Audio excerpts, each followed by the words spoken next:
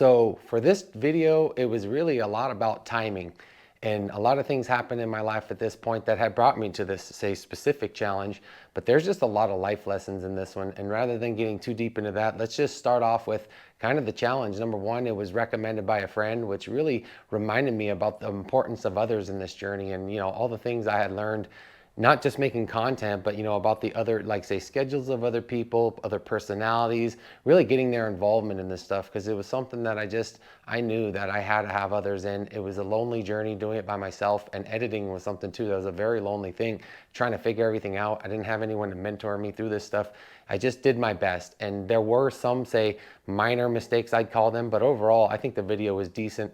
And really kind of going to the next point, which is that it got me involved in social media. It was something I was really uncomfortable with. I had to learn, but because this specific restaurant was more social media promoted on Instagram, I had to learn that, and it was way outside of my comfort zone. And at some point I kept a little bit of social media into this stuff, but I kind of got away from it just because I really couldn't figure it out. It really wasn't for me, and wasn't kind of how I was molding this stuff into. I was trying to make, say, my material fit into those molds, which just didn't work. So overall, I used them a little bit. TikTok, like I mentioned before, I kind of abandoned, but Instagram is something that I'll use it as long as it makes sense, especially because I know people, their attention's only so long, and a lot of these videos kind of go for a while. So in this specific challenge, you only had so much time, and it was a fast one. And so pretty much that was kind of the goal. I got prepared for it. I kind of knew that, I can do this. I watched other people do it. So ultimately, this was a really fun challenge to do, just because I kind of knew it wasn't impossible. I knew that just average, we'll call average people off the street are just beating this challenge. So I knew it was all about production. I kind of was very confident that I could do it. And what was most important is that I had to have someone else doing it with me.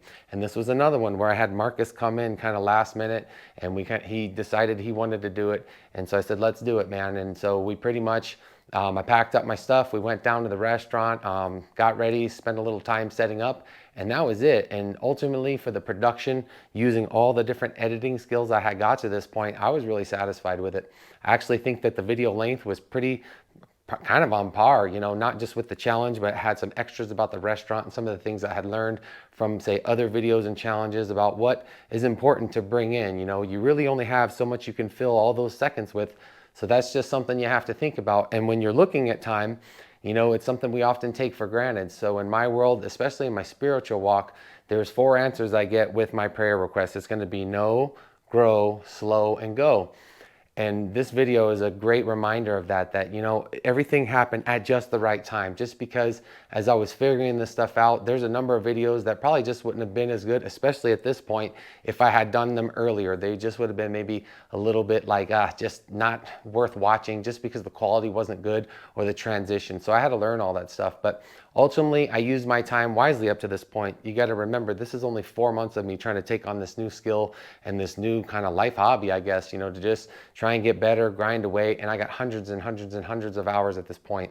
So once we did this challenge, I kind of knew, I was like, this is going to be a good video. Let's promote it. And I had some help, kind of trying to do that. And it got a lot more views that way. And I noticed that. And it wasn't ever to get like popular, but just more to draw people over to the channel, because I was already starting nutrition stuff.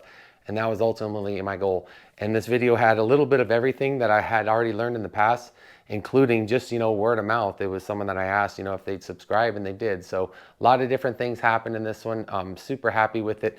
It's a video that I for sure couldn't replicate, just because, it was a one-time thing. And I don't know that I'll do challenges like that again. And if I did, I'd do them in a different style. The only thing is, when you're going that fast, you can't really talk so much. And kind of the direction I'm going, you have to have people talking.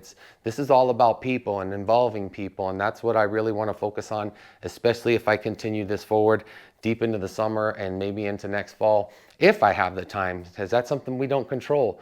We can fill it however we want in some senses, but at the end of the day, you only have so much time. And when your time's out, that's it.